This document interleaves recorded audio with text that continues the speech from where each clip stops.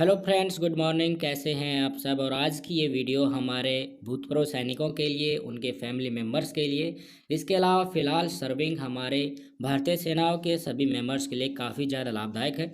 Supreme court के द्वारा ये डिसीजन दिया गया है जिसको सुन के आप बहुत ही खुश हो जाएंगे। इंडियन एक्स सर्विसमैन मूवमेंट के द्वारा ये मुहिम चलाई गई और भारत सरकार के खिलाफ ये मुहिम थी, क्योंकि किस प्रकार से वन रैंक वन पेंशन का जो असली स्वरूप था उसको बदल करके हमारे भूतपूर्व सैनिकों को, उनके फैमिली मेम्बर्स को दिया गया, उससे काफ़ी नाराज़गी हमारे भूतपूर्व सैनिकों में थी।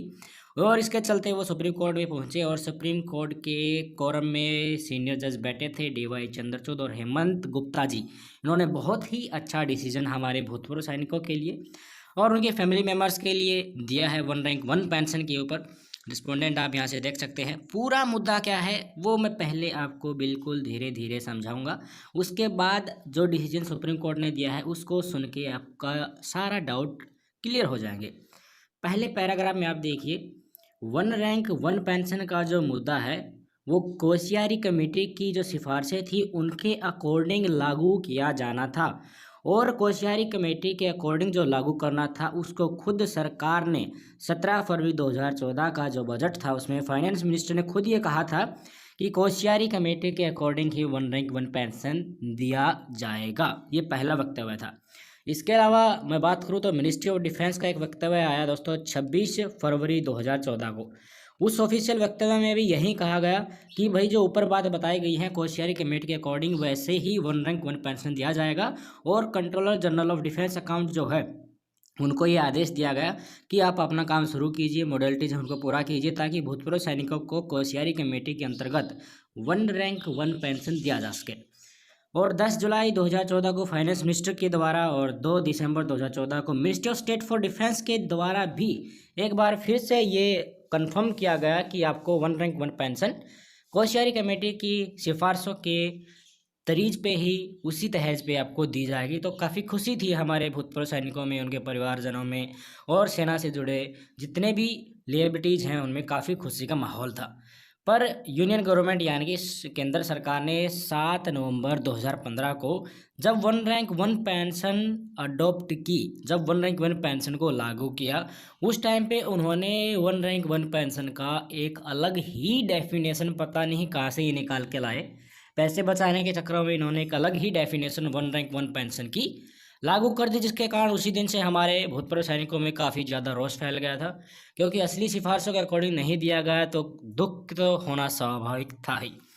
जो पीरियोडिक इंटरवल पे करके प्रेजेंट और पास्ट पेंशनर्स में जो पेंशन डिसीजन का ये तरीका था ब्रीज करने वाला, वो कुछ ज़्यादा रास नहीं आया हमारे भूतपूर्व सैनिकों को। और जो ये केस चला था सुप्रीम कोर्ट में, इन्होंने क्या क्या 3 मुख्य बिंदु बताया कि इनके कारण काफ़ी ज़्यादा समस्या हो रही है, जिसके कारण वन रैंक वन पेंशन का होलसेल मुद्दा रद्द हो रहा है। पहला पॉइंट है कैलेंडर ईयर से जो पे फिक्सेशन, पेंशन फिक्सेशन दोस्तों किया जाता है। मान लीजिए 2013 में एक हमारा आर्म फोर्सेस का कर्मचारी रिटायर्ड होता है, एक 2014 में होता है, तो फिलहाल का जो तरीका है वो कैलेंडर ईयर फिक्सेशन 2013 वाले की पेंशन है, 2014 वाले की पेंशन के बजाय कम से कम एक इंक्रीमेंट लेस है। जबकि बहुत थोड़ा ही फ़र्क है, 2013 के लास्ट में कोई रिटायर होता है या फिर 2014 के फर्स्ट में जो रिटायर्ड हो गया, इनमें टाइम इंटरवल का बहुत कम बैक है, नेग्लिजिबल डिफरेंस है, फिर भी एक इंक्रीमेंट का पेंशन के अंदर डिफरेंस देखा जाता है दोस्तों। दूसरे नंबर पर है मिनिमम और मैक्सिमम पेंशन दोस्तों। मिनिमम और मैक्सिमम पेंशन का मीन निकाल के जो पेंशन फिक्सेशन का जो तरीका है, इससे काफ़ी ज़्यादा समस्या फैल गई है। 2013 में कोई हमारा आर्म फोर्सेस का कर्मचारी रिटायर्ड होता है 31 दिसंबर को, और 1 जनवरी 2014 को कोई दूसरा कर्मचारी रिटायर्ड होता है, पर रैंक सेम है दोस्तों और सर्विस लगभग सेम है, एक दिन ज़्यादा ही हुआ है। तो इससे एक दिन का जो डिफरेंस है नेग्लिजिबल है। इसको सुप्रीम कोर्ट पहले भी इसके ऊपर अपनी मोहर लगा चुका है कई बार।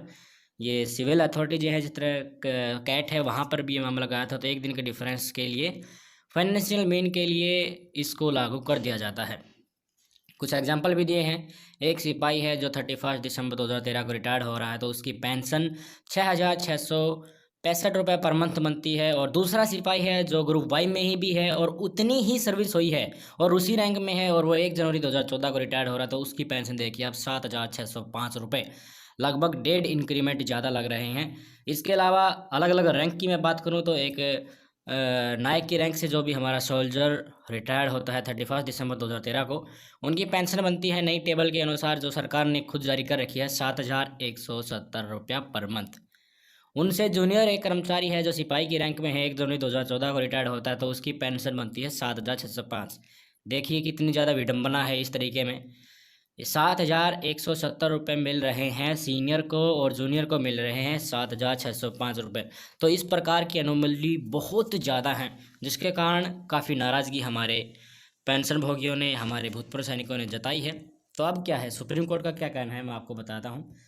अब सुप्रीम कोर्ट को ये मिला कि जो वेरी पर्पस था वन रैंक वन पेंशन का मतलब है कि सभी रैंक को समान पेंशन, पर अलग अलग रैंक को अलग अलग पेंशन मिल रही है सेम पीरियड में सेम रैंक में। तो वन रैंक डिफरेंट पेंशन हो गया, ये तो वन रैंक वन पेंशन कहाँ हो गया। तो वन रैंक डिफरेंट पेंशन का नाम इसको हमारे पेटिशनर्स के द्वारा दिया गया और सुप्रीम कोर्ट का कहना है वो आप यहाँ से खुद सुन लीजिए। काफ़ी बड़ा फैसला, अच्छा सा फैसला दिया गया है।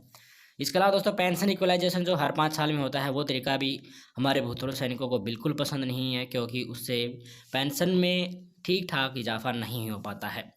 सर्टेन कंक्रीट स्टेप जो है भारत सरकार की तरफ उठाए जाए और स्क्रूटिनाइज किया जाए।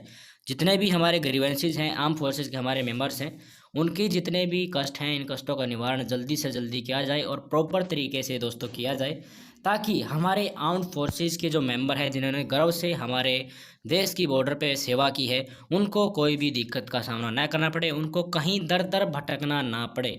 जैसे कि पहले आर्म फोर्सेस ट्राइब्यूनल में केस गया, फिर हाई कोर्ट, फिर सुप्रीम कोर्ट, इस प्रकार के तरीके जो हैं इनको हरास करने का नहीं होना चाहिए। मेन स्ट्रीम में हमारे देश के फौजी हैं, वो बॉर्डर पे खड़े होकर देश की रक्षा करते हैं, तो उनके लिए कंक्रीट स्टेप उठाने हैं। भारत सरकार को ये आदेश दिया गया है और सीरियसली ये प्रॉब्लम है, इसको कंसिडर करना है और जल्द से जल्द ऐसा फैसला भारत सरकार को सुनाना है जिससे पूरी तरह से न्याय हो सभी फौजी भाइयों के लिए। एक भी हमारे सोल्जर को ग्रीवेंस नहीं होना चाहिए दोस्तों। अब अगला कार्यक्रम 6 अगस्त 2019 को होगा, तब तक के लिए सरकार को आदेश दिया गया है, उनको रिपोर्ट तैयार करनी है और रिपोर्ट तैयार करते ही जो आंसर उनका आता है उसके ऊपर तुरंत फाइनल ऑर्डर दे दिया जाएगा। आपको ये सुप्रीम कोर्ट का डिसीजन कैसा लगा कमेंट करके ज़रूर बताइएगा। हमारे चैनल को सब्सक्राइब करना ना भूलें और अपने सभी भूतपूर्व सैनिकों को इस चैनल पर ज़रूर जोड़िएगा। जय हिंद, जय भारत।